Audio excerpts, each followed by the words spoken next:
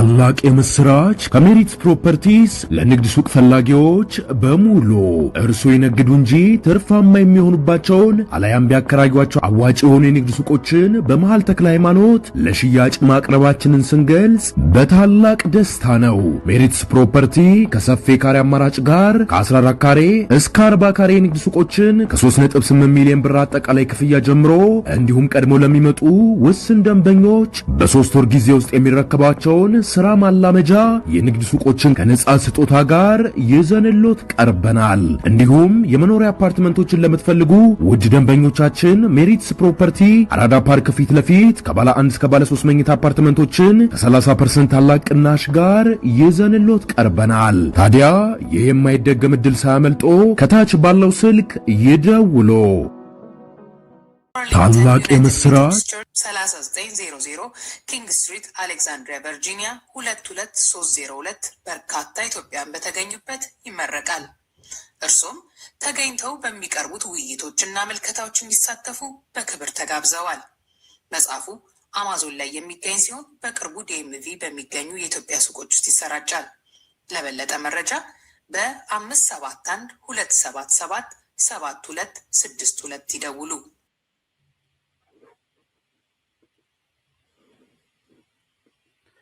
የዳኛ ፍሬህይወትን መጽሐፍ እንግዲህ ምርቃቱን ይካሄዳል።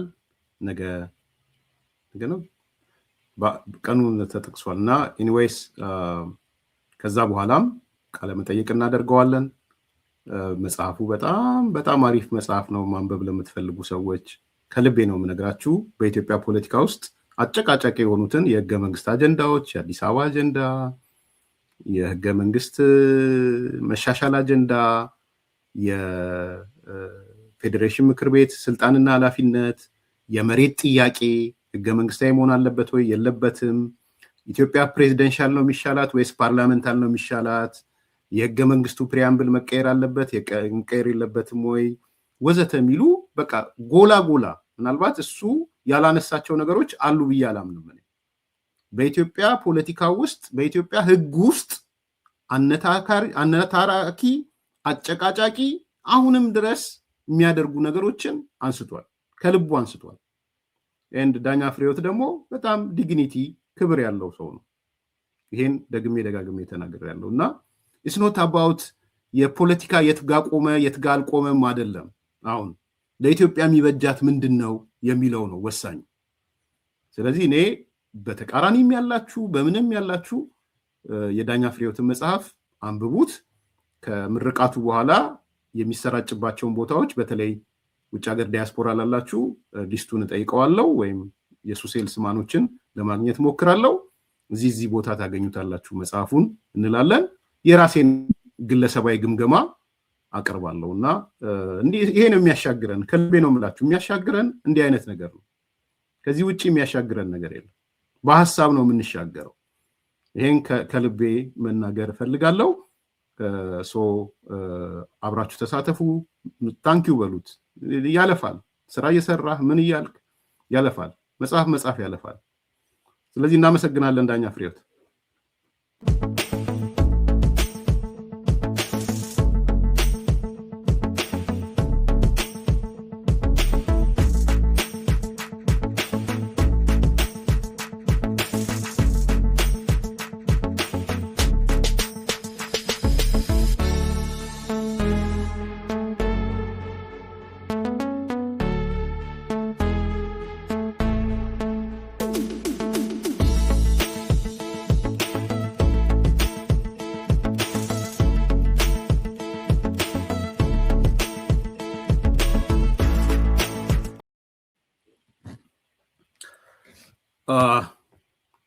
ሌላ ተስፋ የሚሰጥ እየመጡ ነው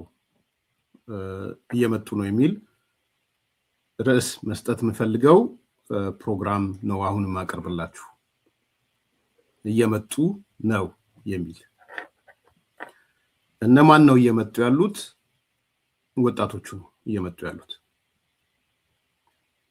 ወጣቶች እየመጡ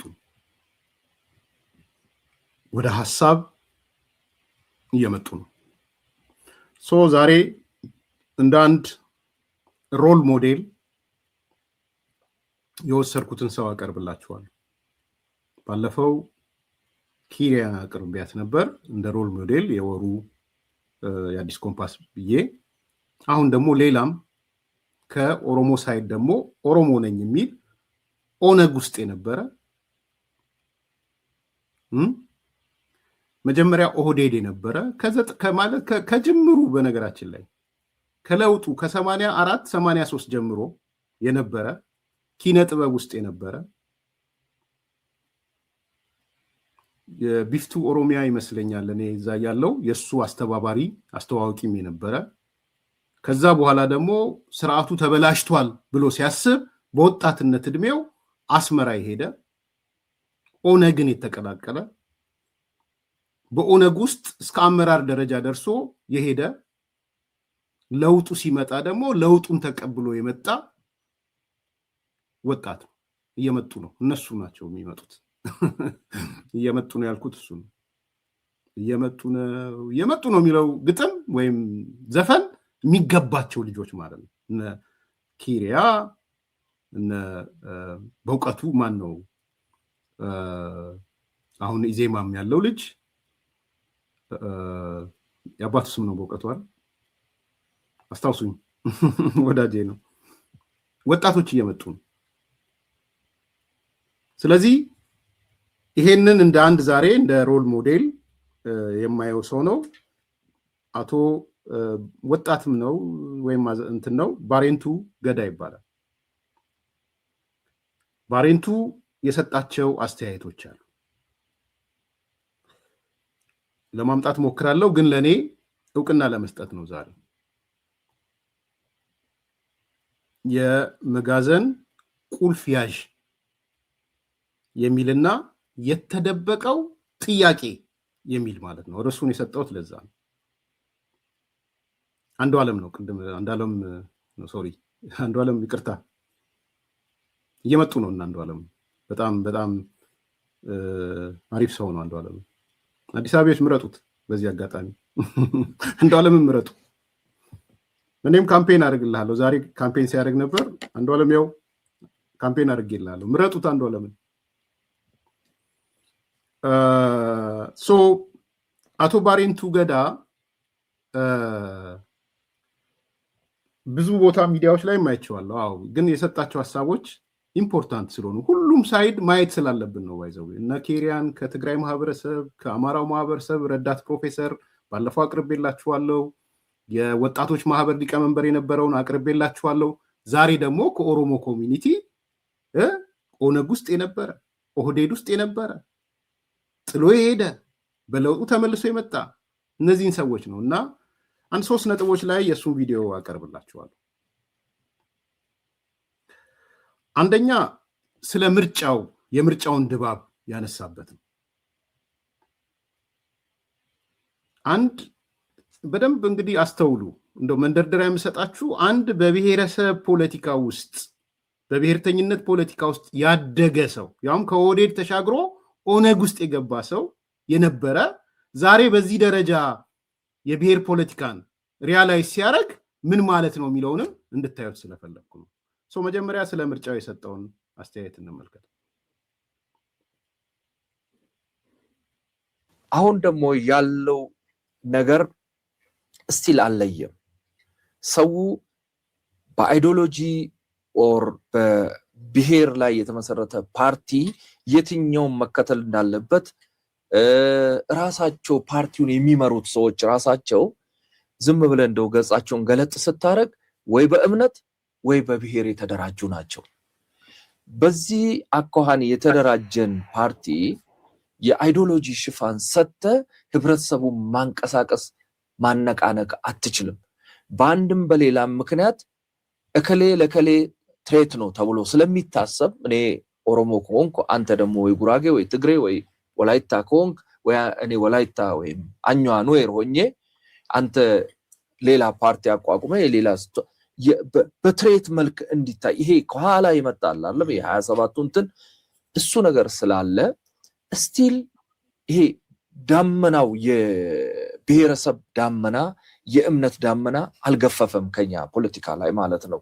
እና የሆነ ሆኖ ያው አዲስም ቅድም እንዳልኩት የነባር ፓርቲዎችም ምርጫ ውስጥ ተሳትፏል። ጫካ የነበሩትም እኔ ያለሁበትን የኦሮሞ ነጻነት ግንባር ጨምሮ በርካታ የኡጋዴን የቤኒሻንጉል ነጻነት ግንባርም የሚባለው የጋምቤላ የሚባለው የሲዳማ ነጻነት ግንባር አስመራም አንድ አቋቁመን ነበር። ትዝ ይለኛል 5 ፓርቲዎች አንድ የጋራ ድርጅት አቋቁመን ነበርና እነሱ ሰዎች አሁን ፓርቲዎች ተበታትነው ለየብቻ ባሉበትም እንደ ሀገርም ውድድር ውስጥ ናቸው አምናለሁና እንግዲህ የትኛው ከሰመ የትኛው አልከሰመም የሚለውን የሁሉንም ዲቴል ባላቅም ማለት ነው። እና ምንድነው አሁን እነዚህ ባክግራውንዳቸውን ስታይ ብሔረሰባዊ ናቸው፣ የብሔረሰብን ማዕከል ያደረጉ ናቸው። በእርግጥ አሁን ኦነግ አገር አቀፍ ምርጫ ውስጥ ነው እየተሳተፈ ያለው በማቀው ደረጃ ማለት ነው። እና ምንድነው ትንሽ ቀዝቀዝ ያደረገው ይሄ የብሔር ሲሆን ራሱ አንድ ብሔር ውስጥ የዛ ብሔር ተወካይ ነኝ ብሎ ወይም የዛን ብሔር ችግር የሚያቀነቅነው ፓርቲ 1 2 3 4 ሊሆን ስለሚችል ኃይሉ አንድ አይሆንምና እንትን ለማለት ያስቸግራል፣ ለመወሰን ያስቸግራል። ለምሳሌ ኦሮሚያ ወደ ኦሮሚያ እንምጣ። ኦነግ አለ፣ ካፋው አለ፣ ብልጽግና በራሱ አለ፣ ሌሎች ፓርቲዎችም አሉ። ስለዚህ አሁን እዚህ መሃል ምን አይነት ውድድር አይዲዮሎጂካል ቢሆን ኖሮ 2 ቦታ ብቻ ከፍለ ልትወጥ ይችላል። ምናልባት ብልጽግና የሚያካሄደው አይዲዮሎጂ እና ሌሎች አንድ ሌላ ፓርቲ የሚያልክ ሌላ የሰለጠነ ዓለም እንደምናየው የብልጽግናው ህብረ ብሔራዊ የሚለው የሚያቀነቅነውና የብሔር የሚለው ወይ አንድ ላይ ሰብሰብ ብሎ ቢመጡ ኖሮ ሁሌም ይላል ዶክተር አብይ ሰብሰብ ብሉና ነው የሚል ነገር። ይሄ ስለሌለ የተበታተነ ስለሆነ አሁን የምታየው አቅም በጣም ያነሰ ነው። እንትንም የለውም። ይሄ የብሔር ነገር እኮ ሲቀነቀን ኖር ምንድነው የሚል ኩዌሽን ሁሉ ማድረግ ጀመረ ሰው። ምንድነው አው የስ ብሔረሰብ የሚጠቃ ከሆነ በሆነ ባህል የሚጨቆን ከሆነ አሁን የባህል ጭቆና የለም፣ የቋንቋ ጭቆና የለም። አንተ የሆነ ብሔር ስለሆንክ የተለየ የሚደርስ በግል የሆነ ሰው የሆነ ነገር ሊያረግ ይችላል፣ እሱን አልክድም። ነገር ግን በማስ መንግስት ሆኖ የሆነ ብሔርን ወደ ጎን የሚገፋ የሆነ ብሔርን የሚገፋ ስለሌለ ህዝቡም ተቸገረ። አሁን ሲያይ ግማሹ የሆነ ብሔር ፓርቲ ነው፣ ሲያይ ግማሹ የሆነ እምነት ታያለ ውስጡ። እና ህዝቡ ደግሞ እንደዛ አይደለም። ህዝቡ ከእምነቱም ከብሔሩም ከምን ቅልቅል ነው። ኢትዮጵያ ውስጥ አሁን አይተህ ከሆነ እኔ አሁን ኦሮሞ ነኝ። በኦሮሞነቴ ክርስቲያን ኦሮሞም አለ፣ ሙስሊም ኦሮሞ አለ፣ ዋቄፈታ ኦሮሞ አለ፣ ሌላ እምነትም የሚከተል ኦሮሞ አለ። ልክ እንደዛው በርካታ ነገሮች የተለያየ አንድ ብሔር ውስጥ ራሱ የተለያየ በሌላም ብሔር እንዲሁ ስለሆነ ማለት የተለያየ ነገር ስላለ እነዚህን አሁን አሉ የምንላቸውን ፓርቲዎች ስናይ ደግሞ እንደዚህ ለዚህ እውቅና የሚሰጡ አይደሉም። ሰው የተለያየ እንትን አለው፣ አመለካከት አለው፣ የተለያየ እምነት ይከተላል፣ የተለያየ በአንድ ብሔር ውስጥ ራሱ የተለያየ አስተሳሰብ። ስለዚህ ፖለቲካል ከፍ ብለው ማለት ነው ከህብረተሰቡ ከፍ ብለው ፖለቲካል አይዲዮሎጂ አሁን ልክ ዲሞክራትና ሪፐብሊካን እንደምንለው እዛ ውስጥ አሁን የእምነት የምናምን አታይም። የተወሰነ ነገር ሊኖር ይችላል። እንዲህ ያለ ደረጃ ስላልደረስን ወይም ወደኋላ ተመለስን እንዴ እኔ አላቅም፣ እርግጠኛ አይደለም። አሁን የ97ቱ ስላነሳን በ97ቱ ጊዜ በቃ የኢህአዴግ ካምፕ አለ፣ ከዛ ውጭ ያለው ሁሉ በግራም በቀኝም በቃ ሌላ ካምፕ ነው። ስለዚህ የፖለቲካ ፍልስፍና ላይ ብቻ ያተኮረ ነበረ። አዎ በብሔርም እንኳን ቢሆን የኔ ብሔር ተበደለም እንኳን ቢኖር ኖሮ የተበደለበት የፖለቲካ ፍልስፍናን እንዲሁ በሆነ የሚከተሉት ናቸው የበዳዮቹ፣ የሱ ደግሞ እንደዚህ ስለሆነ የተበደለው ባዮች ነበሩ። ኤግዛክትሊ። ስለ ኦነግ አነስተውልኛል። እርሶ ከኦነግም ጋር በትግል ውስጥም ነበር። አይ ቲንክ ይበቃል። አንዱ ፖይንት ኢንተረስቲንግ ያደረገኝ እንግዲህ አስቡ፣ ባሬንቱ ኦህዴድ ነበረ ብያችኋለሁ። ስቲል ኦህዴድ የብሔር ፓርቲ ነው፣ የብሔር ፖለቲካን የሚያራምድ ነው የነበረው። ዲሞክራሲያዊ ብሔርተኝነት ቢልም ዲሞክራሲያዊ የምትለው እንትን ናት፣ ጃኬት ናት ወይም ካፖርት ነው። ከዛ ቀጥሎም ደግሞ ባስ ሲል ወደ ኦነግ ሄደ ልጅ ነው። ባስ ሲልም ወደ አስመራ ሄደ ልጅ ነው። ዛሬ ከለውጥ በኋላ መጥቶ ባሬንቱ ገዳን የመሰለ ሰው የኢትዮጵያ ፖለቲካ አደጋ ውስጥ የገባው ከምርጫው ጋር ያይዞ አይዲዮሎጂካል የሆነ ዲቤት የለውም ሲላችሁ እየመጡ ነው ብለን ነው መያዝ ያለብን። እየመጡ ነው። በጣም ያኮራል። ይሄን ነው የምፈልገው። የኢትዮጵያ ፖለቲካ ወደሱ እንዴት ነው ፈልገው ወደነ ባሬንቱ እንዲሸጋገር ነው የምፈልገው እኔ። የዘመኑ ወጣቶች እነ ባሬንቱ ናቸው። ኦኬ የፖለቲካ መምራት ያለባቸው ነገር ከነጎዲያ ማለት ያላቀው ሆነስትሊ ነው የምነግራቸው። አስተሳሰቡን ነው የማውቀው፣ እከታተለዋለሁ። ግን ዛሬም ሮል ሞዴል ሆኖ መውጣት የቻለን ሰው አፕሪሺየት ማድረግ ስላለብኝ የኢትዮጵያ ፖለቲካ አሁን ከፓርቲዎቹ ክርክር ተነስቶ ምንድን ነው ያነሳው? አይዲዮሎጂካል አይደለም፣ ዲሞክራት ሪፐብሊካን፣ ሶሻል ዲሞክራሲ፣ አብዮታዊ ዲሞክራሲ ወይም ሊበራል ዲሞክራሲ ምናምን ዲሞክራሲ አይደለም።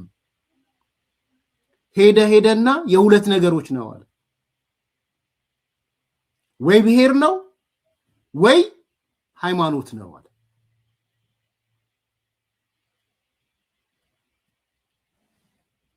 አስመራ በአማርኛ ፕሮግራም ያቀርብ ነበር። በጣም ይገርማል። አላቅም እሱ ፓርቲዎቹ አይዲዮሎጂካል አይደሉም። ወይ በሃይማኖት ወይ በብሔር ሽፋን ነው። የብሔረሰብና የእምነት ዳመና ገና አልገፈፈም።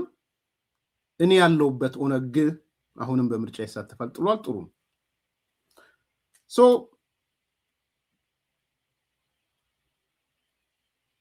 እኔም የታዘብኩት የዘንድሮ ምርጫ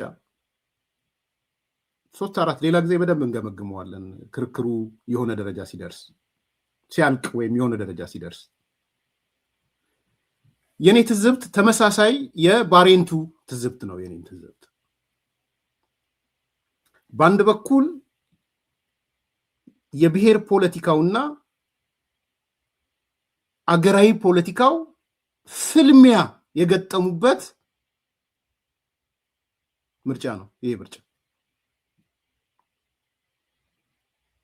በፍልሚያው ማን ያሸንፋል በአጭር ቀን እናየዋለን። ግን ትልቁ መስመር የብሔር ፖለቲካ ከሀገር አቀፍ ፖለቲካ ጋር የገጠመው ፍልሚያ ነው።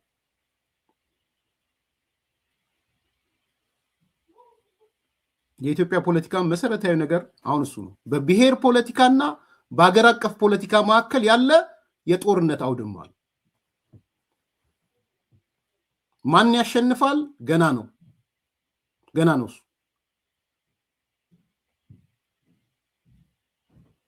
ግን የምርጫ ክርክሩ ያሳየን ነገር ይህ ግን በሀገር አቀፍ ተሸፍነውም ስማቸው ሀገር አቀፍ ድርጅታቸው ሀገር አቀፍ ሆኖ አስኳላቸው ግን ብሔር የሆኑ ተመልክተናል። ጉድ ኤግዛምፕል ኢዝ ኦነግ።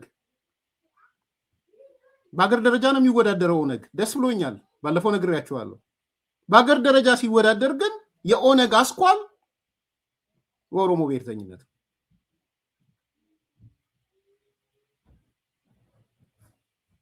ነውር አይደለም።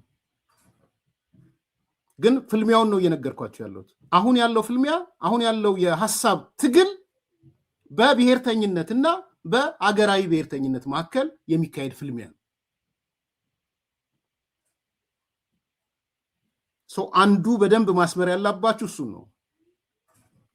በአገር ደረጃ አገራዊ ብሔርተኝነት ጋር ብልጽግና ልናነሳው እንችላለን፣ ኢዜማን ልናነሳው እንችላለን፣ የሆኑ ሌሎች ሊኖሩ ይችላሉ። ነገ ከነገ ወዲያ ክሊር ሲሆኑ እንደ አብን አይነት እና ይሆናል አላቅም።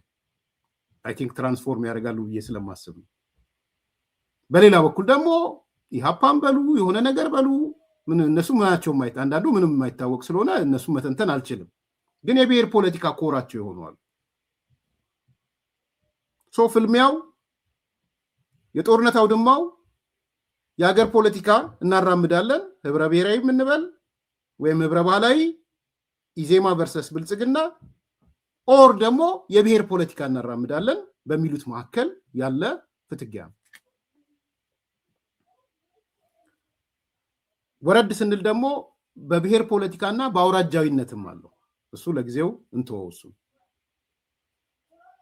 ሶስተኛው ሃይማኖታዊ ይዘትም አለው። አንዳንዶች በግልጽ ለየትኛው ሃይማኖት ውግንና እንዳላቸው ይታወቃል። የሃይማኖት ፖለቲካም በውስጡ አለው ማለት ነው። ባሬንቱ እየነገረን ያለው ከዛ አንፃር ነው። የኢኮኖሚ ክርክር አይደለም በነገራችን ላይ። አይ አንደርስታንድ ኤፍሬም ኢዜማ በኢኮኖሚ የሚገርም ፖሊሲ ያለው አለ። አይ ቲንክ በኢዜማ ኢኮኖሚ ፖሊሲ እና በብልጽግና ኢኮኖሚ ፖሊሲ መካከል ዳት ማች ዲፈረንስ አላየሁም። የልቤን ንገረኝ ብትል የኢኮኖሚ ክርክር አይደለም ምለው ለዛ ነው። ኢዜማ የነጠረ የኢኮኖሚ ፖሊሲ ያለው ብያምናለው። የነጠረ ብልጽግናም የነጠረ የኢኮኖሚ ፖሊሲ አለው ብያምናለው። በብልጽግናና በኢዜማ መካከል ያለው ልዩነት ግን ብልጽግና አፈጻጸም ውስጥ ገብቷል። በተግባር ተፈትሿል። በተግባር ተፈትኗል። እኔ የኢኮኖሚ ክርክር ብዙ አላየውም። የኢኮኖሚ ፖሊሲ ክርክር ብዙ አላየውም። ካያችሁ ንገሩኝ። በጣም ሲሪየስ የሆነ ኢኮኖሚክ ነክ ነገር ላይ ያለ ክርክር ከፖሊሲ አንጻር ማለት ነው። አንዳንዶቹ ፈጽሞ ኢኮኖሚ ፖሊሲም የላቸው ድንብርብር ያሉና ይሄ ህብረት ነው ምንድነው የሚባለው ይሄ ቅንጅት የሚለውን ስያሜ የወሰደው አካል ምንድነው ኢኮኖሚ ፖሊሲም ብዙ ዕውቀት ያላቸው አልመሰለኝ። አንዴ ለሁሉም ነፃ እንሰጣለን፣ አንዴ ለሁሉም እንዲናረጋለን ምናምን የሚል ፖፕሊስት የሆነ በህዝብ ጋር ይሄ በቧንቧ ወተት በየቤታችሁ አስገባለሁ አይነት አለ። እሱ የኢኮኖሚ ክርክር አይደለም። እሱ ስለ ሰራተኛ በሙሉ ደሞዝ እንሰጣለን፣ እንደ ሰራተኛ እንዲናረጋለን፣ እንደ ሁሉም ቤት እንሰራለን ምናምን ይባል ይሄ እሱ በቃ ዝም ብሎ ህልመኝነት ነው፣ ቅዠት ነው እሱ። ሲሪየስሊ መነጋገር ካለብን የኢኮኖሚ ፖሊሲ ላይ ዲቤት ብዙ የለም፣ ብዙ ድበት የለም። አላየውም። ግብርናን አላየሁትም፣ አየዋለሁ። ማዕድን አላየሁትም፣ አየዋለሁ። ግን በግብርና ላይ በምናምን ላይ ኤክስፔክት አደርጋለሁ ተመሳሳይ ነው የሚሆን። ዘ ዲፈረንስ ብልጽግና ፖሊሲዎቹን ወደ ትግበራ ወደ አፈጻጸም ወስዷቸዋል።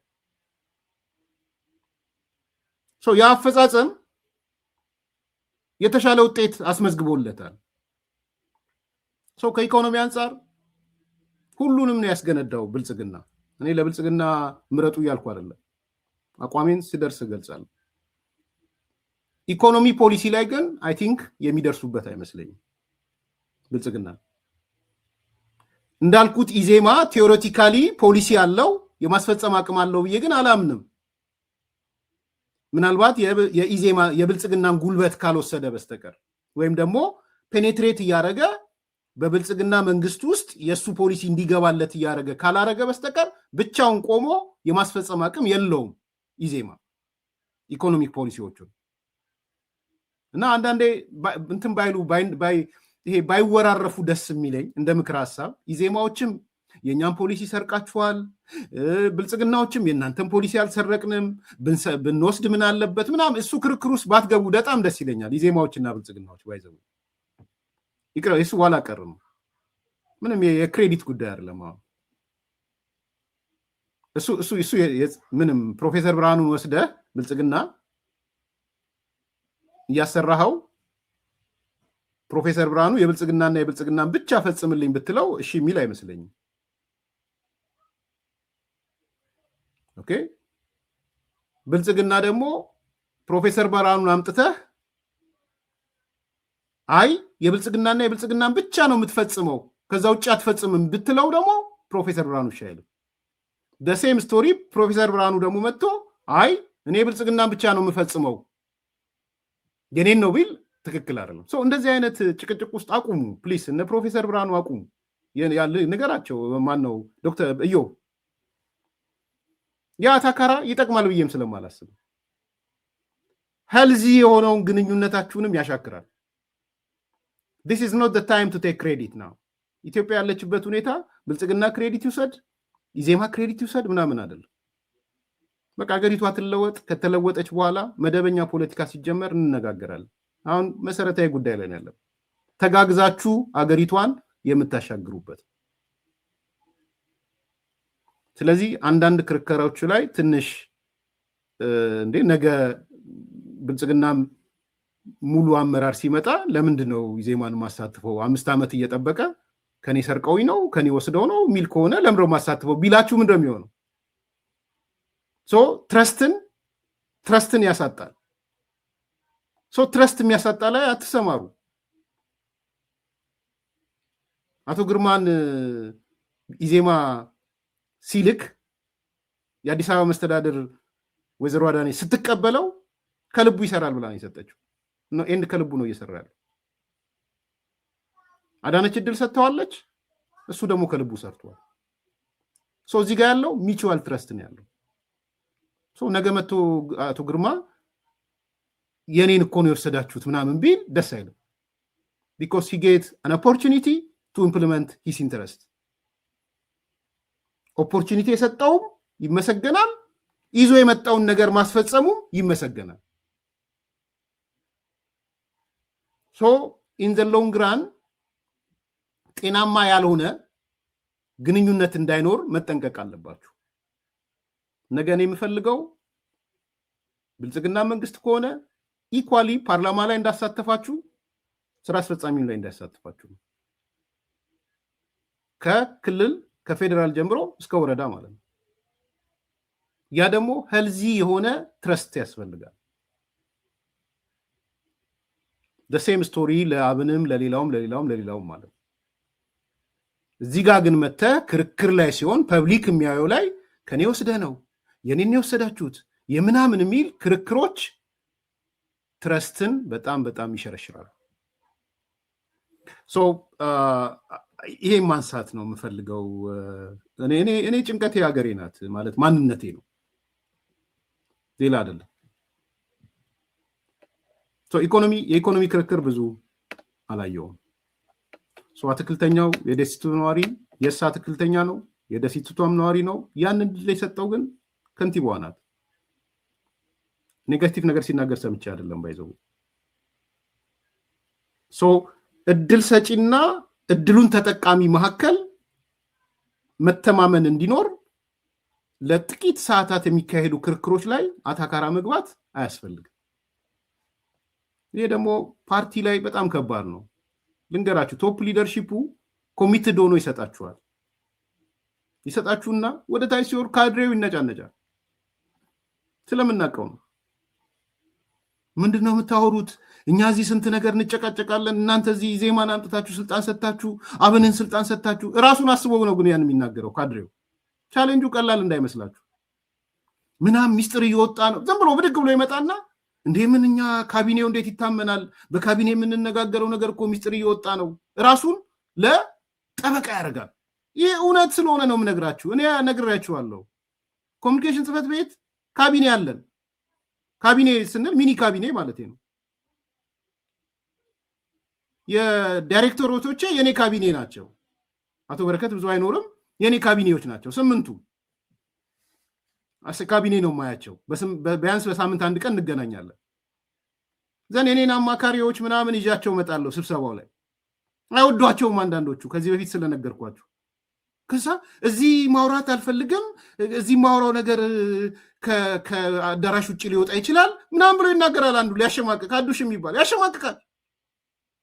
ዘመድኩንን ስላየው ወይ የሆነ ሰው ስላየው እና እዚህ የምናገረው ወደ ሚዲያዎቹ ሊወጣ ስለሚችል ምናምን ይላል፣ ያሸማቅቃል። እሱ ለምን መጡ ነው። ቀላል እንዳይመስላ የካድሬ ፍጥጫ፣ የአባላት ፍጥጫ ዝም ብሎ አይደለም። ጠቅላይ ሚኒስትሩ ኮሚትድ ሆኖ ትምህርት ሚኒስቴር ሲሰጥ፣ የሆነ እንትን ሲሰጥ፣ ከንቲባዋ የቱሪዝም ሚኒስትር ቱሪዝም ስትሰጥ ወይም ኢንቨስትመንት ስትሰጥ፣ የዚህ አሁን ዋናው ቁልፍ ስራ የከተማ ልማት የማስዋብ ስትሰጥ የካድሬ ስድብ ከኋላ ቀላል እንዳይመስላችሁ። ቢኮስ ራሱን ነው የሚያሰላው። ለሱ ቂቤ የጠጣ ዱላ አታቀብሉ። ኢዜማዎች፣ አብኖች ወይ ሌሎች ትልልቅ ግራንድ የሆነ ዲስከሽን ላይ ግን ተነጋገሩ። ያ ማለት የፖሊሲ ኢሹዎች ላይ ለምሳሌ አሪፍ የወደድኩት በቃ ብልጽግና ደጋግመ አገራዊ ምክክር ኮሚሽኑን ትደበቅበት። ለምን የምትደበቀው? አቋምን ግልጽ አርግ አቋም። በዚህ ጉዳይ ላይ አቋም ምንድን ነው? ንገረን። ፓርቲ ነህ። ፓርቲ አገራዊ ምክክር ውስጥ መደበቅ የለበትም። እውነተኛ ነገር ቢኮስ ኢዜማ ከሀገራዊ ምክክሩ ያቀረበውን ነገር ይፋ እያደረገ ስለሆነ ማለት ነው። እሱ ትክክል ናቸው። ሁለተኛ ምንድነው ህብረ ብሔራዊ የምትሉት? ለምን አትሻገሩም ወደ ህብረ ባህላዊ ወይም የዜግነት ፖለቲካ? እሱ ላይ ተከራከሩ። እውነት ነው እሱ። ህብረ ብሔራዊ የሚለው ነገር ከፊል መላጨት አድርጌ ስለማስበው ማለት ነው። ከፊል ጎፈሬ ነው። ይጠቅማል፣ ለስልጣን ይጠቅማል። ህብረ ብሔራዊ ሪያሊቲው መሬት ላይ ያለው ሪያሊቲ ህብረ ብሔራዊ ስለሆነ ኢዜማ ብልጽግና ከዚህ በኋላ ህብረ ብሔራዊነትን ትቻለው ቢል ከ4 ኪሎም ይባረራል፣ ከ5 ኪሎም ይባረራል። 5 ኪሎ አልኩኝ። ከቤተ ምንድነው ከማዘጋጃ ቤትም ይባረራል። ከሁሉም ቦታ ነው የሚባረረው። ከኦሮሚያም ከምንም ይባረራል። ህብረ ብሔራዊነትን ትቻለው ቢል በቃ ተጠቅልዬ ዜግነት ፖለቲካ ውስጥ ገብቻለሁ ቢል ቶታሊ ፓወርለስ ነው የሚሆነው። ይሄን አውቃለሁ እኔ። ኦን ዘ ግራውንድ ያለው ሪያሊቲ እሱ ነው። ሶ ቀጥስ ብዬ ከህብረ ብሔራዊነት መዳረሻዬን ዜግነት አደርጋለሁ ብለህ ሙጭጭ ብዬ ህብረ ብሔራዊ ያለውንም ግን ስሩ ዘ ፕሮሰስ ወደ ዜግነት እመጣለሁ የሚል ነው የብልጽግና አካሄድ። ኢዜማዎች ደግሞ ለምንድን ነው ፕሮሰስ የሚሆነው? ከመጨረሻው ጀምር ነው እያሉ ያሉት። ስታርቲንግ ፍሮም ዘ ኢንድ የሚባለው ማለት ነው። ከመጨረሻው ጀምርና ወደ ኋላ ሄድ ነው እያሉ ቤዚክ የሆነ የፖለቲካ ልዩነት ነው እዚህ ጋር ያለው። ይሄንን ወጥታችሁ ተከራከሩበት። ግን ይሄ ፖሊሲ እኔ ነው እኔም ፖሊሲ ነው የምታስፈጽሙት፣ ሰርቃችሁኝ ነው ምናምን እሱ አይጠቅምም። ስለ ባንዲራ ተከራከሩ፣ ስለ አንቀጽ 39 ተከራከሩ። እሱ በጣም ያስፈልጋል። አይ ዶንት ኖ አበዛውት። እንትና ጋር መጥቼ ወደ ሌላ ገባው። ባሬንቱ ጋር መጥቼ ሁለተኛው ባሬንቱ ያነሳው አይ ቲንክ ለታሪክ ይጠቅማል ብዬ የማስበው የአስመራው ስምምነት። የአስመራው ስምምነት ከፈረሱ አፍ ነው አሁን የምትሰሙት። ምንድን ነው አስመራ ላይ ኦነግና የኢትዮጵያ መንግስት ምንድን ነው የተስማሙት? ይሄ ሰው የዛኔ ኦነግ ነው።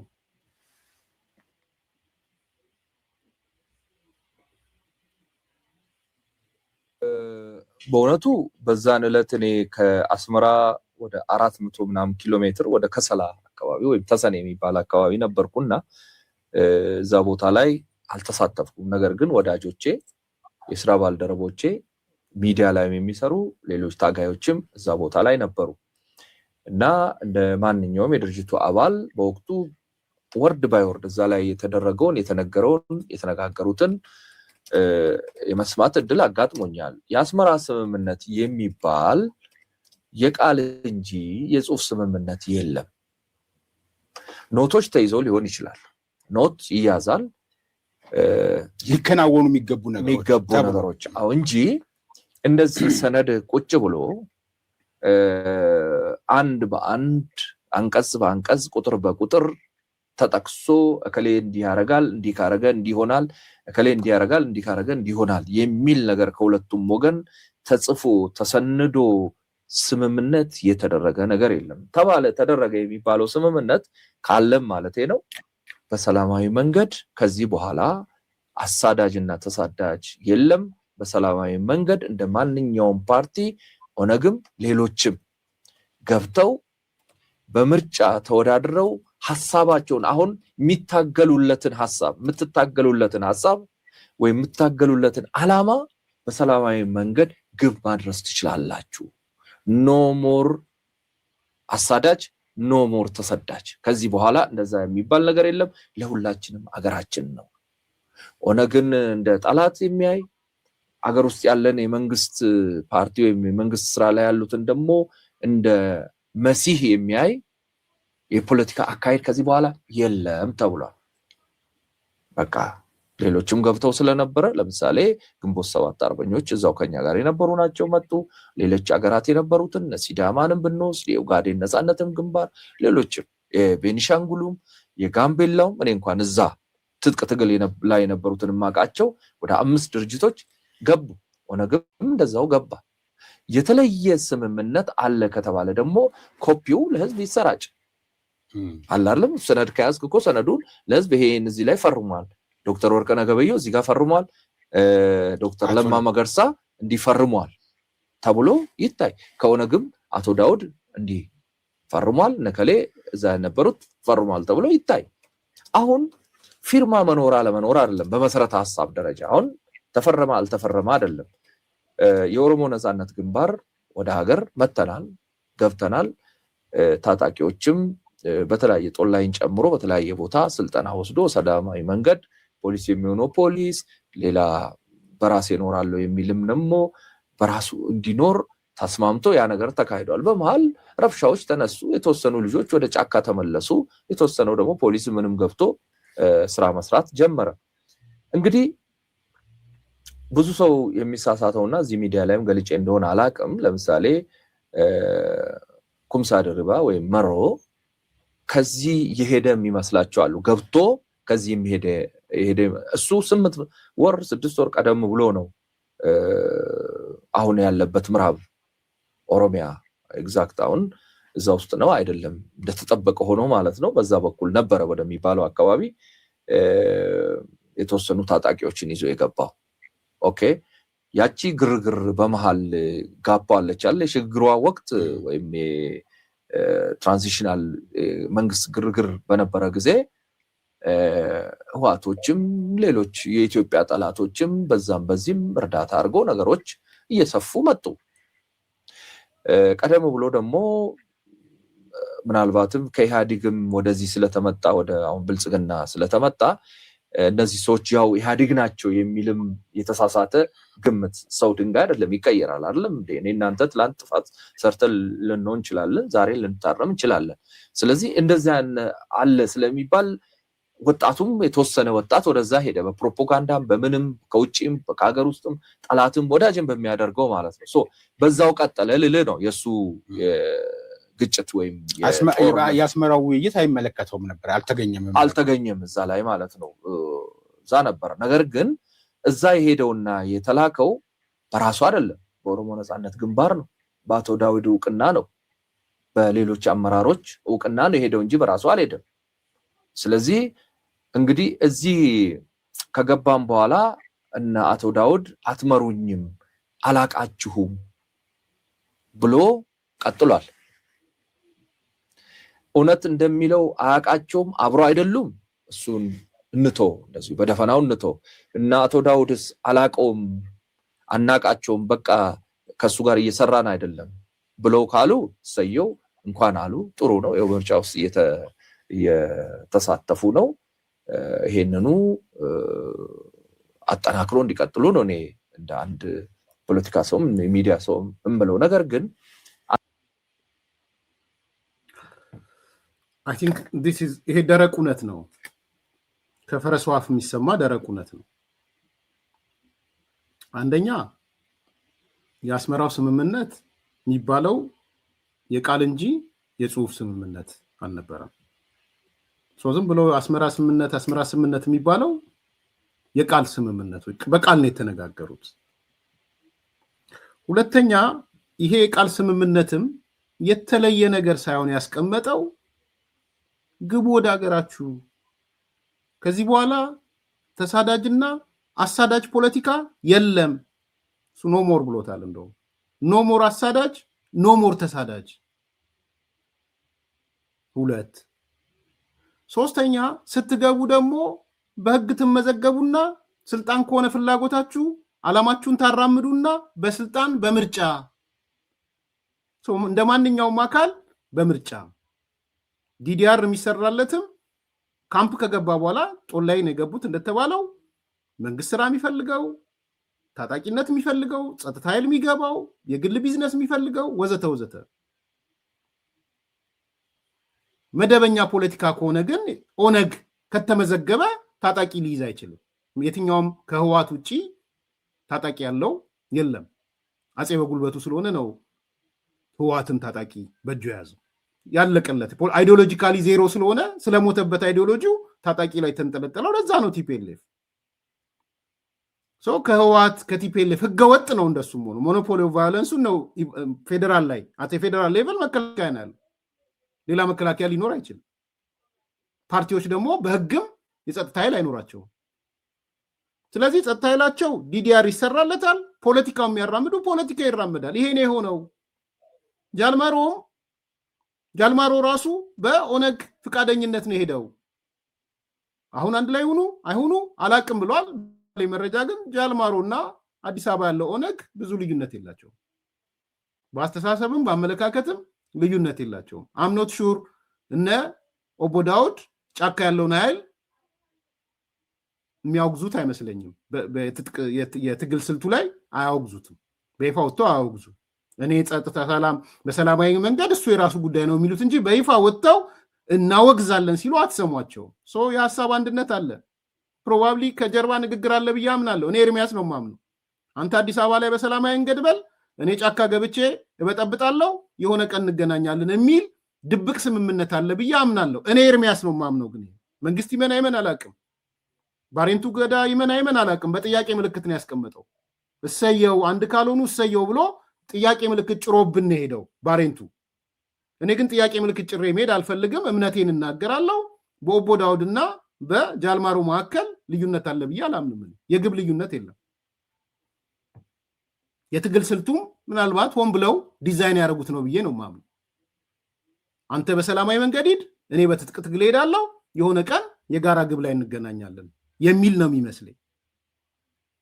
ይሄ ደግሞ ለምን ብላችሁ ብትጠይቁኝ ሲያወግዝ ኦቦ ዳውድ እነ ጃልማሮን በአደባባይ ሲያወግዛቸው አልሰማሁም። ማውገዝ ነው የመጀመሪያ ማውገዝ ያለበት እሱ ነው። እንኳን አይደለም እሱ ውጭ ያሉትም አያወግዙም። የኦነግ እንደ ኦነግ አያወግዝም። ኦፌኮም አያወግዝም። ፎርዛት ማተር እነ ፕሮፌሰር መራራ ኦሮሞ ነጻነት ሰራዊትን አያወግዙም። ሲያወግዙ አይታቸው አያወግዙም። ስለዚህ መናበብ አለ። እኔ እንደ ባሬንቱ ገዳ ጥርጣሬ አስቀምጬ መሄድ አልፈልግም። አሁን ዛሬ በጣም ኢምፖርታንትና ማጠቃለያ የማደርገው ግን ከዚህ ቀጥሎ የሚናገረው ነው። ባሬንቱ በጣም መሰረታዊ የሚመስለኝ ይሄኛው ነው። ጊዜ ፈጀው እንደውም እዛኛው ላይ የኦሮሞ ጥያቄ ምንድን ነው? እስቲ በደንብ እያሰባችሁበት። አሁን ባለው የኢትዮጵያ ፖለቲካ አንዱ ብሔር አግኝቶ አንዱ ብሔር ያጣው ነገር አለ ወይ? አንዱ ብሔር የመጋዘን ቁልፍ ይዞ አንደኛው ብሔር ላይ ቆልፎ አንደኛው ደግሞ መጋዘን ውስጥ የተከነቸረ አለ ወይ? እያሰባችሁበት አስተያየቱ እንድሰሙ ብዬ ነው። ዛሬ የቋንቋ ጥያቄ አይቻልም አይመለስም፣ የባህል ጥያቄ አይቻልም አይመለስም የተባለበት ዘመን ነው ወይ? የእኩልነት ጥያቄ አለ ወይ ዘንድሮ? አንዱ ብሔር ከአንዱ ብሔር ጋር እኩል አይደለም በሚል የእኩልነት ጥያቄ ዛሬ ባለችው ኢትዮጵያ ውስጥ አሁን ባለው ብልጽግና የምንበለው አለ ወይ? የእኩልነት ጥያቄ እንደ ግለሰብ አይደለም የምናነሳው፣ እንደ ብሔር ነው የማናነሳው። ከዚህ ሁሉ የብሔር ፖለቲካ ስር የተደበቀው ምንድን ነው? ተደብቆ የተቀመጠው ይቺን ነገር ይገልጻታል። የዛሬም ትልቁ ኮር ፖይንት ለኔ እሱ ነው። ስለዚህ አንዱ ብሔር አግኝቶ አንዱ ብሔር ያጣው፣ አንዱ ብሔር የመጋዘን ቁልፍ ይዞ ሌላኛው የከነቸረበት፣ አንዱ ባህሉን የሚያራምድበት፣ አንዱ ቋንቋውን የሚያራምድበት፣ አንዱ ባህሉን የተከለከለበት፣ አንዱ ቋንቋውን የተከለከለበት፣ ማራመድ ትችላለህ አትችልም የተባለበት፣ የእኩልነት ጥያቄ የሚጠየቅበት ዘመን ነው ወይ? ያልተመለሰ ጥያቄ የሚባለው እንደ ብሔር አንዱ በአንዱ ላይ በመጨቆን የመጣ ነው ወይ የሚል ሲሪየስ ጥያቄ ነው። ለዚህ ጥያቄ የቀድሞ አሁንም ኦነግ ነው፣ አስመራ የነበረ ሰው ነው። ድጋሚ ላንሳ፣ የሚያነሳቸውን ሀሳቦች እንስማቸው። የት ነው ነገሮችን የማየው መሰለ? ኦሮሞን ከሌላው ብሔር አንጻር ነው ማየው። ኢትዮጵያ ውስጥ ኦሮሞ ብቻ አይደለም ያለው፣ ወደ 80 ምናምን ብሔር አለ።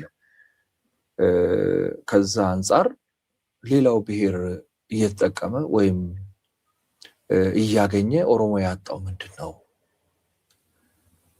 ወይ ለኦሮሞ የሚገባውና የተከለከለው ወይ የሆነ ከልካይ ቁጭ ብሎ የሆነ ቦታ የመጋዘን ቁልፍ ይዞ በቃ አንተ ይሄ በቃል ሂድ ከዚህ ለነከሌ ይሄ ቀረው ለነከሌ ነው የተባለው ነገር አለ ወይ ወረድ አድርገን እንየውና በዚህ ደረጃ ሳይሆን ያውን ቀደም ሲል እንደምታውቀው በህወሓት ኢህአዴግም የሆነ ኦነግ በተመሰረተበት ጊዜ የደርግ ጊዜም ከዛ ቀደም ብሎ በመጫቱ ለማ በመን ጊዜ በኃይለሥላሴ ጊዜም የነበሩ ነገሮች ማንክዳቸው ብዙ ችግሮች ነበሩ። ኦሮሞ ህዝብ ላይ የባህል ችግር፣ የቋንቋ፣ የትምህርት፣ የእኩልነት ኢቭን በአስተሳሰብ ራሱ ህዝቡን እንደመጤ እንደ ምንድነው የሚባለው ይሄ ስደተኛ መጤ ምናምን አድርጎ የመሳል በቤተ እምነትም በምድራዊው ቡን አንደርማይን ማድረግ ይሄ ሁሉ ችግር ነበርና የኦነግ ለትግል መነሻ ከኦነግ በፊትም የነበረው መጫቱ ለማ እንዲሁም ደግሞ ራሱ ኦነግ ከተመሰረተ በኋላ እስከ 1983 ድረስ በሽግግሩ ወቅት ማለት ነው ወይም 1991 በፈረንጆቹ እሳ ድረስ የነበረው ጠቅላላ እንቅስቃሴው እውነት ለመናገር የኦነግ እንቅስቃሴ የኦሮሞን ህዝብ ከሆነ ገደል ውስጥ ስቦ ያወጣ ያክል ነው ማስበው ነውም ደግሞ ምክንያቱም ያ ኦነግ ሲያደርግ የነበረው እንቅስቃሴና ትግል ለኦሮሞ ህዝብ መነቃቃት ለኦሮሞ ህዝብ ለመብቱ መነሳት ብዙ አስተዋጽኦ አበርክቷል። ከዛ በኋላም ከ1983 ወይም 1991 የሽግግር ወቅት እስከ 1985 በነበረ የሽግግር ወቅትና ኦነግ በህወሓትም ተገፍቶ በራሱም ችግር ከሽግግር መንግስቱ ከወጣ በኋላም ህወሓቶች እንደፈለጉ እንዳያደርጉ ብዙ ነገሮችን በፕሮፓጋንዳም ይሁን በትጥቅ ትግሉም እንደው ገፍቶ ህወሓትን ከስልጣን ማውረድ ባንችልም ማለት ነው ብዙ አስተዋጽኦ አበርክተዋል። ለምሳሌ ህወሓቶች በዘረፋ ላይ እውነት ለመናገር ብዙ ነገር በቃ ህዝቡን አፍይዘው ብዙ ወንጀል ሰርቷል። በማዕድን በምን ብዙ ዝርዝር ውስጥ መግባት እንችላለን። ኢትስ ኦኬ ይሄ ነገር ይከበር ብሎ የጠየቁት ልጆች ደግሞ አስረዋል፣ ገለዋል። አንተ የምታውቀው ነው ታስረ ስለምታውቅ ማለት ነው ብዙ ነገሮችን ፈጽመዋል። ይሄንን ስታይ የትጥቅ ትግሉ መካሄዱ እንደዛ መኖሩ ልክ ነው። አሁን እንበላ ከሽግግር ወዲህ አሁን ይሄኛው ከለውጥ ወዲህ ማለት ነው ኢቭን በህወሓት ኢህአዴግ ዘመን እዚህ የቋንቋ የምን ችግር ኦልሞስት ተፈቷል። እውነት ለመናገር ሀቅ መደበቅም ጥሩ አይደለም። ኦህዴድም ቀላል ስራ አልሰራም፣ ብዙ ስራዎችን ሰርቷል። ኦህዴድ እኮ አሁን ኦህዴድ እንዲያደረገ ኦፒዲዮ እንዲያደረገ ይባላል። በዛን ዘመንም ቢሆን ኦፒዲዮ ብዙ ልማቶች ኦሮሚያ ውስጥ እንዲሰሩ ትምህርት ቤቶች እንዲከፈቱ ለምሳሌ ከኬጂ ጀምሮ ማለት ከአንደኛ ደረጃ ጀምሮ ብዙ አዳሪ ትምህርት ቤቶች እንዲከፈቱ በቋንቋ እስከ ዩኒቨርሲቲ ድረስ የቋንቋ ችግር አልነበረም። ትምህርት ይሰጥ ነበረ በቢኤ በሁሉም። ጠርናፊ የነበረችው ህወሓት ክፋቱን ነገሩን ስለያዘችው እንጂ ሁሉም ሌሎቹ ተመልሷል። አሁን በዛን ወቅት የባህል የቋንቋ የምናምን ጥያቄ በኢህአዴግ ዘመንም ተመልሷል። እውነት ለመናገር ተመልሷል። እሬቻም ስናከብር ነበር፣ ሲከበር ነበር። መጨረሻ ላይ እንግዲህ የፖለቲካ ነገር ተቀላቅሎበት የአደጋ ባይደርስ እኮ ሲከበር ነበር። የሆነ ሆኖ ባለፈው ከለውጡ መንግስት ወዲህ ደግሞ ኤቭሪቲንግ ሬቻውም ኢቭን አዲስ አበባ ወይም ፊንፊኔ ተከልክሎ የነበረው እሱም ስራ ላይ ዋለ። የገዳ ስርዓቱ የምኑ በዩኒስኮ ድረስ ተከብሯል። አሁን ኦሮሞ ለምን እዚህ ቦታ ይሄንን አከበረ? ለምን ኦሮሞ በቋንቋው ተናገረ? ለምን ኢትዮጵያ ቴሌቪዥን ውስጥ 1984-85 መግቢያ አካባቢ ዳንጋ የሚል ፕሮግራም ከፍተን ስንሰራ ነበረ። ሳሙኤል አባ ጋር ማለት ነው። ከዛ በኋላ ደግሞ ወደ ኒውስም ራሱን ችሎ ደግሞ ኦቤን የምትለውን የኦሮሚያ ብሮድካስት ኔትወርክ ማለት ነው ትልቅ ሂውጅ ቴሌቪዥን ነው። ታውቀዋለህ መቼም ላንተ አልነግርም። ሬዲዮም እንደዛ አለ። እስቲል በ1980 ምናምን የተከፈተች አንድ ስቱዲዮ እና ሬዲዮ ጣቢያ እዚህ አሜሪካ ኤምባሲ ፊት ለፊት አለች። እስቲል አለ እዛ ትምህርት እንትኖች ግባት ግቢ ማለት ነው አሜሪካ ኤምባሲ ፊት ለፊት ያለው እና ያኔም እዛች የተወሰነች ነገር ሰራ ነበርና አሁን በቀደም ራሱ ኢንተርቪው ጠርቶኝ አርገውኛልና እስቲል ያ ሁሉ ስራ በዛን ዘመንም ተሰርቷል። የቀረው ነገር ደግሞ አለ የተባለ የእኩልነት የመብት የምናምን የሚባሉ ደግሞ በዚህ በለውጡ ጊዜ ኦልሞስት ተመልሷል። አሁን በመከላከያ ውስጥ ብትሄድ፣ በሲቪል መስሪያ ቤት ብትወስድ፣ በሌሎች የጸጥታ አካላት በአጠቃላይ በአገር በቃ እኩል በሚባል ደረጃ እንግዲህ እኩል ሲባል ብዙ ጊዜ የሚቸግረን ምን መሰለህ? እኩል ሲባል ለምሳሌ እንግዲህ የዚህ ሀገር ችግር ቅድም ያነሳ ነው ሁሉን ነገር በብሔር ስለምናስብ ኢቭን ብልጽግናም ከዚህ እኮ ራሱን ታጥቦ አልወጣም እኮ ገና ብልጽግናም ብዙ ሳሙና ይፈልጋል ጊዜ ይወስዳል እና በተወሰነ ደረጃ ቁጥር በህዝቡ ቁጥር የተወሰነ ቀደም ብሎ ከነበረው አንድም ሁለትም ጨምሮ ሊሆን ይችላል ወይም ደግሞ ከሌላው እኩል ሆኖ ሊሆን ይችላል። አሁን ይሄንን በየቀበሌው በየወረዳው ሰው ሲያይ አረ በኦሮሞ ተጥለቀለቀ ይልሃል፣ አረ በምንትስ በተረኛ በምናምን ይልሃል። ኢስ ኦኬ ያ እንደተጠበቀ ሆኖ አሁን ምንድነው ያልተመለሰው የሚለውን ያንተ ጥያቄ ወደዛ ልምጣ። እኔ ይሄ አልተመለሰም የሚል ሰው ከመጣ 1 2 3 ብሎ ደብድሮ ያሳየን። እዚህ ስር ምን ተደብቆ እንደሚሄድ ልንገርህ። መገንጠል ያይ አረ በኦሮሞ ተጥለቀለቀ ይልሃል፣ አረ በምንትስ በተረኛ በምናምን ይልሃል። ኢስ ኦኬ ያ እንደተጠበቀ ሆኖ አሁን ምንድነው ያልተመለሰው የሚለውን ያንተ ጥያቄ ወደዛ ልምጣ። እኔ ይሄ አልተመለሰም የሚል ሰው ከመጣ 1 2 3 ብሎ ደብድሮ ያሳየን። እዚህ ስር ምን ተደብቆ እንደሚሄድ ልንገርህ። መገንጠል እኔ ይሄ አልተመለሰም የሚል ሰው ከመጣ 1 2 3 ብሎ ደብድሮ ያሳየን። እዚህ ስር ምን ተደብቆ እንደሚሄድ ልንገርህ።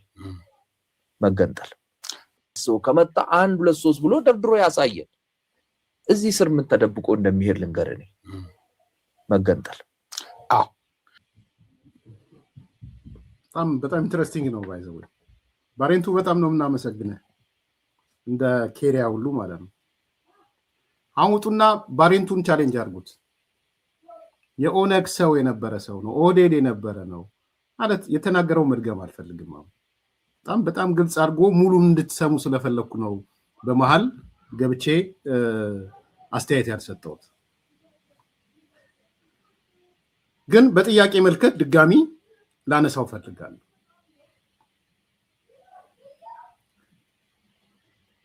አንድ ብሔር አግኝቶ አንዱ ብሔር ደግሞ አይ አንተ ማግኘት የለብህም ተብሎ የብሔር ልዩነት የተፈጠረበት ዘመን ነው ዘመን አይደለም? ይሄን ነው መመለስ ያለባችሁ። አሁን ቅንጥብጣቢ ማንሳት ይቻላል። አየር መንገድ ስንሄድ እንዲያየን፣ እንደዚህ ቦታ ስንሄድ እንዲያየን ኢንስቲትዩሽናል ነው አይደለም ነው ጥያቄው። ተቋማዊ ነው አይደለም ነው። የብሔር ፖለቲካማ የተንዘረጠጠበት ሀገር አይደል እንዴ?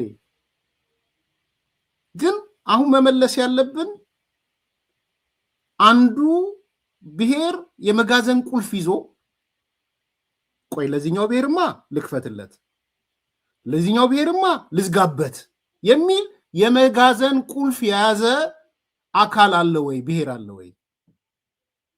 ዳት ሚንስ የብሔር ጭቆና አለ ወይ ነው እያልኩ ያለሁት ባጭሩ።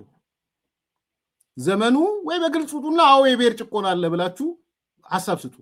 አንዱን ብሔር የሚጨቁንበት የስርዓት ከሆነ ሌላ ጉዳይ ነው። የስርዓት ከሆነ የስርዓት ጭቆና ሊኖር ይችላል። አሁን የምናወራው ግን የብሔር ጭቆና ነው የምናወራው። ለብሔር ጭቆና መነሻ የሚሆን ያልተመለሰ ጥያቄ አለ ወይ? በግልጽ የሚገለጽ ቋንቋህን አታራምድም፣ ባህልህን አታራምድም፣ ቁልፍ ይዤብሃለሁ፣ ትምህርት ቤት እኔ በፈለግኩት ነው የምታስተምረው፣ ስራ ቦታ እኔ በፈለግኩት ነው፣ ያንተ ባህል ይጨቆናል ብሎ የሚባልበት ወቅት ነው ወይ? አንዱ ብሔር በአንዱ ብሔር ላይ የተነሳበት ማለት ቢኮስ መነሻው የብሔር ጭቆና ስለሆነ ማለት ነው። አንድ ጥያቄ እሱ ነው። የእኩልነት ጥያቄ አለ የለም የሚለው ማለት ነው። ይመልሱ። በተለይ የኦሮሞ ብሔርተኞች ወጣችሁ መልሱ። የምሬን ነው። መታገያችሁ የእኩልነት ጥያቄ ነበር አይደል? ኢንፌሪዮሪቲ ምናምን የሚባለው ከዛ ነው አይደል የሚመጣው? የእኩልነት ጥያቄ ችግር አለ ወይ? የኦሮሞ ብሔርተኞች ይሄን መለሱ። በተለይ ጽንፈኛ ብሔርተኞች መልሱ ይሄን ጥያቄ። የእኩልነት ችግር አለ ወይ? ኦሮሞ እንደ ኦሮሞ በኦሮሞነቱ እየተጨቆነ ነው ወይ? እደግመዋለሁ። ኦሮሞ በኦሮሞነቱ እየተጨቆነ ነው ወይ? በዚህ ስርዓት መልሷት። እቺን ሲሪየስ ጥያቄውም ይሄ ነው። አዎ በኦሮሞነቱ ይጨቆናል የምትሉ ከሆነ 1 2 3 4 ብላችሁ አምጡ። በእርግጥ አይ ቋንቋው በፌደራል ደረጃ መሆን ሲገባው አልሆነ ምናምን፣ እሱ ልክ ነው። ግን እሱ ዝም ብሎ ብልጽግና ብድግ ብሎ ከዛሬ ጀምሮ ኦሮምኛ የኢትዮጵያ ፌደራል ቋንቋ መሆን ይችላል ማለት ይችላል? አይችልም። የህገ መንግስት ጥያቄ ነው። ፓርቲው ላይ መለሰ እኮ። ፓርቲው ላይ 5ቱ ቋንቋዎች የፓርቲ ቋንቋ ናቸው ብሎ መለሰ። ቢኮዝ ስልጣኑ ፓርቲው ላይ ስላለ ፓርቲ ላይ ስለመለስኩ እዚህ መጥቼ ልመልስ ማለት አይችልም። የህገ መንግስት ማሻሻያ ይጠይቃል። የሀገራዊ ምክክር እየመጣ ነው። ትክክል ነው እሱ ጋር። ስለዚህ ፓሬንቱ ያነሳልን ጥያቄ በዚህ ወቅት የኦሮሞ ህዝብ አጣውት የሚለው ጭቆና ውስጥ ገባው የሚለው እንደ ህዝብ አለ ወይ የሚለው ጥያቄ ነው። ግን መጨረሻ ላይ መጣና ምን አለ? ደጋገምኩላችሁ ያሳየት። እዚህ ስር የተደበቀች ነገር ግን አለች አለ። የኦነግ ሰው ኢማጂን ባሬንቱ ኦነግ ነበር ወይም ነው አሁንም መሰለኝ። የተደበቀች ነጥብ ግን አለች፣ ብዙ ማትወራ ነጥብ አለች። ያቺ ነጥብ ምንድናት አለ? መገንጠል የምትል ቃል አለች አለ። እቺ የተደበቀች ቃል ናት። የመገንጠል ጥያቄ ልክ ነው። ብድግ ብላት ገነጣጥል ፓርቲ እንገንጠል ስላለ ደግሞ የሚገነጠልበት ነገር የለም። ፓርቲ መብቱ ነው። የመገንጠል ፕሮግራም ጽፎ ህዝቡ ውስጥ አስተዋውቆ ህዝቡ እንዲወስን መስራት ተገቢ ነው። እቺ ግን የውስጥ የተደበቀ ጥያቄ ናት። መገንጠል እዚህ ስር ተደብቆ ያለው ጥያቄ ብትጠይቀኝ አለው ምን አለው? የመገንጠል ጥያቄ ነው። ቬሪ ኢንተረስቲንግ። ማጠቃለያውን እንስማና እንሽተናባው። ምን አለ መሰለ፣ እኔ አሉ ሰዎች በሰላማዊ እንቀሳቀሱ አይንቀሳቀሱ ፓርቲ ውስጥ ይሁኑም አይሁኑም እንዲሁ ሲራገሙ የሚውሉ አሉ። አሁን የኦሮሞ መልስ መብት አልተመለሰም፣ የሶማሌ መልስ አልተመለሰም፣ የአፋር ምን የትግራይ ምናምን የሚሉ አሉ። እንደ ኤግዛምፕል ነው። ምንድነው የነዚህ ሰዎች ያልተመለሰ? ማን ነው ያልተመለሰ የሚባለውን መልሱን ይዞ ያለው ማን ነው? ማን ማላይ የበላይ ሆኖ አንተማ ይሄ አይገባህም ብሎ የሰውን መብት አፍኖ የያዘ አለ ወይ አካል? ማን ነው እሱ? ምንድነው? ብሔር ነው? ፓርቲ ነው?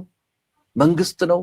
ተራ ቡድን ነው? ማን ነው እሱ? የት ነው ያለው ብለህ ስትፈትሽ ችግሩ ኮምፕሌን ከሚያደርጉት ሰዎች ነው። ቅድም እንዳልኩ የነዚህ ሰዎች አላማ አንዳንዶቹ የኢትዮጵያ መፍረስ የሚፈልጉ ናቸው። ጾል ለብሔራቸውም አይደለም። በቃ ትፍረስ ፈርሰን ያው እንትናን ታስታውሳለ። ማን ነው ስሙ? አንድ እዚህ ትግራይ አክቲቪስት ነኝ የሚልና በየሚዲያው ሲጮህ የሚውላል። ማን ስሙ? ስታሊን ነው የሚለው። አንድ ትክክለኛ ስሙ አይደለም ስታሊን አውቃለሁኝ። ኢትዮጵያ ፈርሳ በማየቴ ደስ ብሎኛል። በዚህ አሁን ይሄን ሰው እንደ ሰው ለመቁጠር ይቸግረኛል። እኔ ሀገሩ ስትፈርስ ደስ ብሎት እንዲህ አልፈረሰችም። ደግነቱ ግን ብትፈርስም ደስተኛ የሚሆን ወይም ለማፍረስም ወደኋላ ማይል ሰው መሆኑን ትረዳ። እንዲህ ያለ አስተሳሰብ ያላቸው ብዙ ስለሆኑ ነው የሱን ስም ያነሳሁት። እና መፍረስን የሌሎችን የባዕዳን ተልእኮ ይዞ በቃ ኢትዮጵያ ብትፈርስ የሆነ ቆርቆሮ የሆነ ሚስማር የሆነ አጠና ይደርሰናል ብሎ ቋምጦ ቁጭ ያለው አሉ። ሌሎች ደግሞ በብሔር ስም በብሔር ስር ተወሽቀው ብሔሩን ገንጥሎ ለብቻቸው የዛ ብሔር ንጉስ መሆን የሚፈልጉ አሉ። የዛ ብሔር ንጉስ እኔ ለምሳሌ የታገልኩት የኦሮሞ ህዝብ እንደማንኛውም የኢትዮጵያ ብሔር ብሔረሰብ አልፎም እንደማንኛውም አፍሪካዊ የዓለም ሰው ነፃነቱ ይሄ በተፈጥሮ ያገኘው ሰው ሰራሽ የሚባለው ማለት ዲሞክራሲያዊ የሚባለው እኩል ሆኖ እንዲኖር ነው፣ በመብቱ እንዲጠቀም ነው። እንደማንኛውም ሰው በቃ ያው እንኖራለን እናልፋለን ሁላችንም እንጂ ህብረተሰቡን ወደ የሆነ ቦታ ድራግ አድርጌ ወይም ገፍቼ ወስጄ በቃ ያንተ ንጉስ እኔ ነኝ ይሁን እኔ ነፃ ያወጣው ልክ ህወሓት ስታረግ እንደነበረው ማለት ነው። ትግራይ ህዝብ ማለት ቲፒኤልኤፍ ነው፣ ቲፒኤልኤፍ ህወሓት ነው ብለው ህዝቡን ለመከራ ላለፉት 50 ዓመት እንደዳረጉት ህዝቡን ለመከራ የሚዳርጉ ወይም ሊዳርጉ የሚፈልጉ ፓርቲዎች አለው። ታጥቆም ሳይታጠቁ ንጉስ መሆን የሚፈልጉ እንደኛ ያለ በትግል ውስጥ የነበረ ሰው ልክ ያልሆነውን ነገር ልክ አይደለም ስንል የሚያብዱ አሉ። ምንድነው ፍላጎታችሁ? ምንድነው ሐሳባችሁ ስትላቸው ህብረተሰባችን መልስ አልት ምን መልስ ምን ማን መልሱን ያዘበት? መልስ የላቸው። ፍላጎታቸው ውስጥ የተደበቀው ህዝቡን ወደ ሆነ ቦታ ወስዶ ቅድም እንዳልኩት እላው ላይ ንጉስ ከዛ በኋላ ወንዴውን አሁን እንዲህ ገና ትግል ላይ ነን በሚሉ ጊዜ ስትናገር የሚወራጩ ሰዎች ህዝቡንማ ጠቅልሎ እኮ መንግስት ሆኖ ጠመንጃው ምኑም ታንኩም ባንኩም እጃቸው ከገባ እኮ አለቀለት። ህዝቡም አለቀለት። እነሱ እንዴት ይታመናሉ ነው? ህዝቡም አለቀለት። በቃ ማንንም አያስጠጉ። በ100 ዓመት እድሜ ከሰጣቸው በ100 ዓመት ከስልጣን አይወርዱ። በ100 ዓመት ቢኮዝ ባህሪያቸው ፍላጎታቸው ግልጽ ነውና አንተ በተቃውሞ አያምኑ። መቃወምን ይሄ ምንድነው የሚባለው? ይሄ ሰላማዊ ቁጭ ብሎ ንግግር አለ ይሄ ድርድር እሱ አያምኑ። ሁሉን ነገር ጨፍልቀው ደፍጥጠው ህዝቡን ወደፈልጉበት ነድተው ህዝቡን ራሱ እኮ እንደበግ እኮ ነው የሚያዩት። ህዝቡን ራሳ በቃ ህዝቡን የህዝቡ ወኪል እኛ ነን ይል ማንንም ወኪል የለም። የህዝቡ ወኪል ፓርላማ ያለ ሰው የእምነት አባቶች ብቻ ናቸው። ከዛ ውጪ ያለን ፓርቲን መስረት በግልን እዚህ ሚዲያ ላይ እንምጣ ሌላ ሚዲያ ላይ የህዝብ ወኪል እኔ የኦሮሞ ህዝብ ወክሎኝ አይደለም ኦነግ ውስጥ የገባሁት። የሲዳማውም እንደዛ ነው፣ የኡጋዴኑም እንደዛ ነው፣ የቤንሻንጉልም የሌሎችም እንደዛ ናቸው። ወኪል አይደለንም እኛ። ህዝቡ እንዲህ ጎሎታልና እንዲህ ቢያገኝ ቲፎሶ ጋገኘን ስልጣን ለመያዝ ነው የሆነ ፓርቲ አገር የሚመራውን አባረራለም እንደዛ ስናደርግ ነበር። ነገር ግን ስተት ነው፣ ትክክል አይደለም፣ ትክክል አይደለም። አሁን እያሰብን ያለንበት መንገድና እየሄድንበት ያለንበት መንገድ ስህተት ነው። ሁሉንም ሐሳብ ማስተናገድ ሐሳብ ይፈራሉ፣ ሐሳብ አይወዱም፣ ተወዳዳሪ አይወዱም፣ ተፎካካሪ አይወዱም። እስቲ ገምግማቸው፣ እያንዳንዳቸውን ገምግማቸው። የሆነ ነገር ስትናገር ደማቸው ነው የሚፈላው። ምንድነው የሚፈልጉት? በቃ እኛንን የተቀባን ለዚህ ህዝብ በቃ እንደ ምንድነው ይሄ እንደ ዲቫይን ፕሪንሲፕል ነገር በቃ መለኮታዊ እንትን ለኛ ነው የተሰጠን። ለምሳሌ ዋው እናመሰግናለን ባሬንቱ ገዳ። በጣም አንድ በኦነግ ውስጥ ያደገ የታገለ ምን ያለ ሰው በዚህ ደረጃ አስተሳሰቡን ሲገልጽ ማየት ከዚህ በላይ ወጣቶች እየመጡ ነው። ወጣት ነው አይደለም ብዙ ለጊዜው ልተውና እየመጡ ነው የሚለውን ግን እንዲህ አይነት ሰዎች እየመጡ ነው። ኢትዮጵያን አፍርሰው የኢትዮጵያ መፍረስን በህይወቴ በእድሜ ትልቁ ድል ኢትዮጵያ ስትፈርስ ማየት ነው የሚለው ሳይሆን በህይወቴ በጣም አሪፍ ነው ያነሳው። ከፈረሰች በኋላ ቆርቆሮ ሊከፋፈሉ፣ ሚስማር ሊከፋፈሉ፣ አጠና ሊከፋፈሉ የተቀመጡ እርግጠኛ ነው ምን ባሬንቱ ሚስማሯንም አያገኟትም፣ ቆርቆሮዋንም አያገኟትም፣ አጠናዋንም አያገኟትም። እነሱም ሚስማር እናገኛለን፣ አጠና እናገኛለን፣ ቆርቆሮ እናገኛለን ብለው አይደለም። ሚስማሩንም እንዳይሰራ እናደልድመዋለን ነው፣ አጠናውንም እናቃጥለዋለን ነው፣ ቆርቆሮውንም እናቃጥለዋለን። ኢትዮጵያ በእድሜ ስትፈርስ ማየት በእኔ እድሜ ትልቅ ነገር ነው የሚለው ዛሬ እኮ ፋኖን የሚመራው እኮ ይሄ ሰው ነው። እነዚህ ሰዎች እኮ ናቸው የነዘመነ የናስረስ አዛዦች ኢትዮጵያ ስትፈርስ በእድሜ ማየት ፈልጋለሁ። አዛዦቹ ናቸው ባይዘው እዚህ ሆኖ ነው የሚያዛቸው። ሰምታችኋል። ይሄን አድርጉ የሚላቸው የሻቢያው አዲስ ድመት ነው። ከዛ የመጡ ልጆች ነው። የደህንነት ኃላፊዎቹ ከአማራ ክልል የመጡት በግልጽ ነው የተናገሩ። እየደወለ ይሄን አድርጉ ይለናል። እኔ ማለት ለአማራ ጽንፈኛው እንደው ከዚህ ዘመን በላይ የሚሸማቀቅበት ዘመን ያለም አይመስለኝም። ባይዘው ይሄ ሰው እነ ጸጋዬ አራርሳን የሚመራው እሱ ነው። እነ ኢተና ሀብቴን የሚመራው እሱ ነው። በነገራችን ላይ እነ ጸጋዬ አራርሳ ሰጥ ለጥ ብለው የሚመሩት በዚህ ሰው ነው፣ በአዲሱ ድመት። የነ ልደቱ አለቃ ነው። ቲፒኤልኤፍ መሳሪያ ያለው የሰው ኃይል አለው ተብሎ ስለሚታሰብ የቲፒኤልኤፍ ወኪል ነው ተብሎ ስለሚታሰብ የእናቱ ልደቱ አለቃ ነው አዲሱ ድመት። አያሳፍርም? ኢትዮጵያ በእኔ ዕድሜ ስትፈርስ እንደማየት የሚያስደስተኝ የለም የሚሉ ሰዎች ይሄ እኮ በየቀኑ መነገር እኮ ያለበት። ቴዲ አፍሮ ዘፈነልኝ።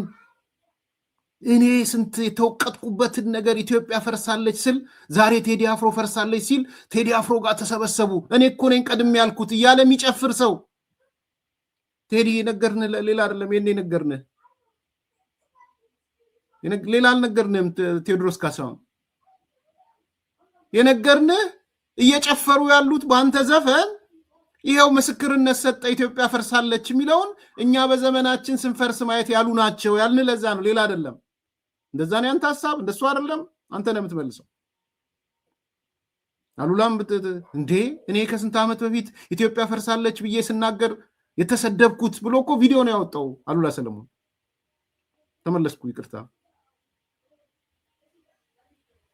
ስለዚህ በእድሜ ኢትዮጵያ ፈርሳ ማየት ትችላለች የሚሉ ሰዎች ፋኖን እየመሩ እነ ጸጋዬ አራርሳን እየመሩ እነ አቶ ልደቱን እየመሩ እነ ጠቅላላ እየመሩ ባለበት ሁኔታ ዛሬ ከኦነግ የወጡ ልጆች እነ ባሬንቱ ገዳ በዚህ ልክ መጥተው ሲናገሩ ካላመሰገናቸው ምንድነው የምናመሰግነው? ጉድ ጆብ፣ ጥሩ ሰርታችኋል፣ በርቱ፣ ከጎናችሁ ነው የምንሆነው። መልካም ቀን። ታላቅ የምስራች ከሜሪትስ ፕሮፐርቲስ ለንግድ ሱቅ ፈላጊዎች በሙሉ እርሶ ይነግዱ እንጂ ትርፋማ የሚሆኑባቸውን አላያም ቢያከራዩአቸው አዋጭ የሆኑ የንግድ ሱቆችን በመሃል ተክለ ሃይማኖት ለሽያጭ ማቅረባችንን ስንገልጽ በታላቅ ደስታ ነው። ሜሪትስ ፕሮፐርቲ ከሰፊ ካሬ አማራጭ ጋር ከ14 ካሬ እስከ 40 ካሬ የንግድ ሱቆችን ከ3.8 ሚሊዮን ብር አጠቃላይ ክፍያ ጀምሮ እንዲሁም ቀድሞ ለሚመጡ ውስን ደንበኞች በ3 ወር ጊዜ ውስጥ የሚረከባቸውን ስራ ማላመጃ የንግድ ሱቆችን ከነጻ ስጦታ ጋር ይዘንሎት ቀርበናል። እንዲሁም የመኖሪያ አፓርትመንቶችን ለምትፈልጉ ውድ ደንበኞቻችን ሜሪትስ ፕሮፐርቲ አራዳ ፓርክ ፊት ለፊት ከባለ 1 እስከ ባለ 3 መኝታ አፓርትመንቶችን ከ30% ታላቅ ቅናሽ ጋር ይዘንሎት ቀርበናል። ታዲያ ይህ የማይደገም ዕድል ሳያመልጦ ከታች ባለው ስልክ ይደውሉ።